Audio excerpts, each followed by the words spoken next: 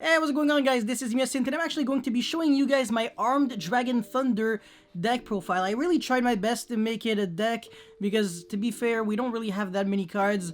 Armed Dragon Thunder level 10, level 7, level 5, level 3, and yeah.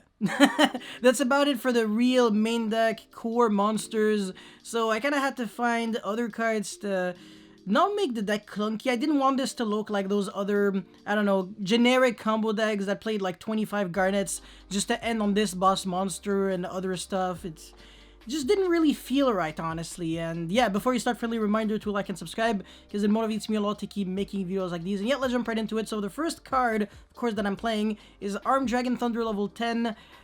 Obviously, I'm playing it as a 2-of because it doesn't actually get an effect when it is sent from the hand to the graveyard in order to activate the effect of a dragon monster, not like these guys, level 753. So level 10 is kind of like the boss monster. It has like an interruption effect, which is pretty good, honestly. But apart from that, not necessarily the best card. So, well, I mean, not necessarily the best card to draw, even though you really want to end on this. So yeah, that's why it's only a 2-of. And these three guys are 3-ofs because, well, you genuinely really want to draw them, especially the level 3, since it's the starter. Yeah, starter. Doesn't really generate advantage on its own. Actually, as a matter of fact, every single time you use the effect of an armed dragon to level up, you go -1. And the only way to break even is by pitching a card that is a +1 while it is sent to the graveyard. So in other words, the best you can do is just refund your payments. Which, honestly, let's be real here. It's not the best mechanic out there. But hey, I'm definitely still trying my best to show you what you can do with, you know, a deck that's not even finished yet, because this does have potential and it might actually become significantly better in the future. So maybe off of just like 3 cards, or like, well, I mean right now 4 cards, well, for main deck monsters, the deck could be good like out of nowhere with, I don't know, like another card that just summons like an Armed Dragon Thunder monster from your deck and then adds something. I mean, I know we already have kind of like a I think this is quick launch. Yeah, the equivalent of quick launch in a way, but it is once per turn and only summons an armed dragon monster. So I don't know why they made quick launch super broken. It's still a 3, but this has to be once per turn, even though all it does is summon armed dragon monsters. I don't know why Konami just was scared of making this deck too good, so therefore they made it not good enough. But hey, once again, I'm not trying to complain too much. Anyways, Armed Dragon Thunder level 7, when it is sent to activate the effect of a dragon, you search your deck for any Armed Dragon card, which is the best effect out there, to be honest. Armed Dragon Thunder level 5, when it is sent to the graveyard for, you know, the same thing, it searches a level 5 or higher wind dragon, so in other words, it can search Tempest. And then Armed Dragon level 3 would pretty much draw 1 card, so it's not the best, and that's the reason why I do not play Pot of Extravagance in this deck anymore, because I used to, but it was always conflicting with this effect, because you can't draw cards for the rest of the turn because of Extrav, so therefore I had to cut Extravagance, and since I kind of had, these cards don't really use the extra deck, so I was like, might as well just kind of play something that, you know, benefits off of having a lot of extra deck space, like the Dragma cards. I can also play Super Poly technically, but Super Poly is just not the best card right now, so it's not really worth it, but you can do it if you want to, instead of like the Dragma cards. And yeah, by the way, the 2 other starters are Tempest and Gold Sarcophagus. So when you Gold Sarc for Tempest, it's pretty much a reinforcement of the army, but a bit better, because not only do you search your Wind Dragon monster from your deck to your hand, so pretty much any Armed Dragon card, but also in 2 turns you get back your Tempest, which is going to be another starter. So imagine if reinforcement of the army said, search 1 level 4 lower warrior monster from your deck to your hand, and in 2 turns, search another level 4 lower warrior monster from your deck to your hand. So that's kind of what Gold Sarcophagus does, whereas Tempest, it's just the real Rhoda, you know, but not, I want to say it's actually even worse, because you have to pitch Tempest and something, so sure, you kind of get your money back if you pitch level 5, level 7, or level 3, because they do trigger once again thanks to Tempest being a dragon. Same thing with Hieratic Seal, by the way, but still, I don't know too much, honestly. Gold Sarcophagus is obviously the best card there. And by the way, it's just a matter of time before Tempest goes back to 3. This card's underwhelming as hell. If Konami wants to sell Dragoonity, which they better do, Tempest should be a 3. Blaster can be a 3 at any time. It's not a good dragon ruler whatsoever, so Yeah. Tidal and Redox, however, they deserve their own video because they're completely different. Actually, they're not even in the same league as, well, I mean, the other way around. These guys, Tempest and Blaster, are not in the same league as Redox and Tidal. Anyways, for the Dragma card, 1 Fleur de Lis, 3 Ecclesia with 3 Punishment, and 3 Disciple of Farfa. And of course, yeah, I'll re-explain that. Charmander. Charmander is really, really nice, except that I don't remember the last time I saw Charmander with wings, and also it doesn't have the little fire at the tip of its tail, so I don't know, that's a weird looking Charmander, but it's also not a fire attribute. That's weird. Alright, I'm done goofing around. Basically, when Kidmoto Dragon is sent to the graveyard, not necessarily just sent from the field to the graveyard. So in other words, if you're playing Foolish Burial or something, Kidmoto Dragon could actually do the job. But anyways, you special summon a dragon type monster from your hand. You cannot special summon monsters except dragon the turn you use this effect, and you also cannot conduct your battle phase, and you can only use this effect of Kidmoto Dragon once per turn, but it doesn't negate the effect of whichever dragon monster you summoned. So in other words, you can kind of cheat the system and go like normal Kidmoto Dragon, make Striker Dragon, this guy, not Sky Striker, yeah, exactly. And then you summon, let's say the level 7, and then all you have to do is just evolve one time, instead of going through the entire process of level 3 into level 5, level 5 into level 7, and then level 7 into level 10. You can pretty much just go instantly level 3, 7, and then 10, and then the level 10 gets its really good effect because it was summoned off of an Armed Dragon monster. So yeah, that's the way, by the way, you get the good Armed Dragon level 10, otherwise it doesn't do jack shit. It's just a vanilla with 3000 attack. Nice deck. Even Blue Eyes has better stats. Well, not really, but 500 more defense. LMAO.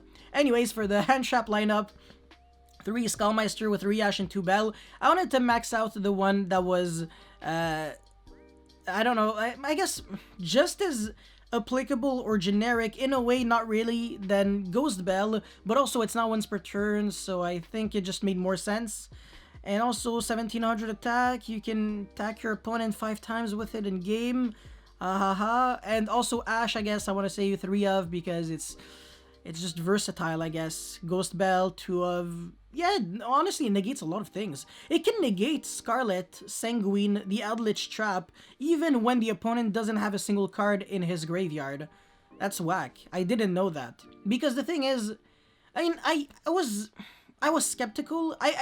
I kind of doubted it, but at the same time, some people were kind of ruling some weird things, like you can't Ghost Bell the effect of Destrudo from the hand, but why would this be any different? I just don't really get it. Like, I think you should be able to Ghost Bell a Destrudo from the hand if you can Ghost Bell a Scarlet when there's literally no card in the freaking graveyard, but at the same time, you could argue that upon resolution, things are different, whereas the Strudel, on activation, you're showing it in your hand. So, yeah, that might actually be the difference. But to be fair, I'm not sure. I still have to confirm with an actual judge. So, Kevin, of course, the one and only, the judge that I always use. He's also known as Distant Coder.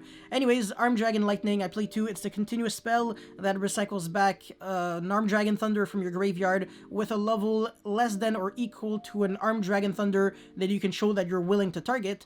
Or you can also increase its attack by 100 multiplied by its level, but it's obviously really stupid. Don't do that. You can just go +1 every single turn by recycling back a card from your grave. And also, if an Armed Dragon monster you control would be destroyed by card effect, you can send this card instead. So this is something that I hate. I think it's really pathetic. This should have had the built-in effect of it cannot be destroyed by card effect. So why in the flying frick should you actually have to give up your continuous recursion card just to give like an effect that they already all deserve, to be honest? Like, every single Armed Dragon Thunder card deserved to have that effect. So I have no freaking idea why this had to be necessary. But hey, whatever. 3, it's kind of obvious. And the Dear Servant, and then Armed Dragon Flash, like I said, it's not as good as Quick Launch, but still. Harpy's Feather Duster, because you can play around, not really play around, but not care too much about Mystic Mine as long as you draw that 1-of eventually before decking out you Harpy's Feather Duster, and that's, I know Mystic Mine is like the weirdest example out there, but there's also, yeah, going second and just skillfully drawing this to beat like a trap deck. Yeah, pop 5 cards and then attack for game. It's not really gonna happen too often, but still. And then yeah, 3 Drag Mabal Punishment. It's a good card. I feel like every single human on Earth who doesn't need to specifically summon from the extra deck on their own turn every single second of their existence has to consider Dragma Punishment, because I can't really think of that many combo decks out there that cannot play any trap cards. Well, I mean, no, I mean, the thing is, combo decks usually cannot play trap cards, but if you're not playing a combo deck, you're pretty much playing control or mid-range decks, or stun, but that's a different story. That's not even the same category. And Dragma Punishment is kind of good in all of them, so I don't know. A lot of people just have the hate for Dragma Punishment. The way they see it is, oh yeah, but you really need your extra deck. But the way I see it is, you win the game when you pop 2 cards your opponent controls, so if you use this when you should be doing, like when you should be using it and you actually have a brain, then who cares, you know? But anyways, the extra deck, I have Merkaba with Nova because your opponent can always go Maximus Dragba. 2 Bastard, Titanic Lad, the Ash Dragon. I don't know, that's one heck of a name change, actually. You went from Bastard, the Ashen Dragon, to Titanic Lad, the Ash Dragon, whatever, but yeah, basically you're never summoning this, LMAO, obviously. You're pitching it with a Disciple of Nadir or Dragon Punishment, because on the end phase, it's an enhanced Skarm. It actually gives you the option of either adding a Dragma card from your...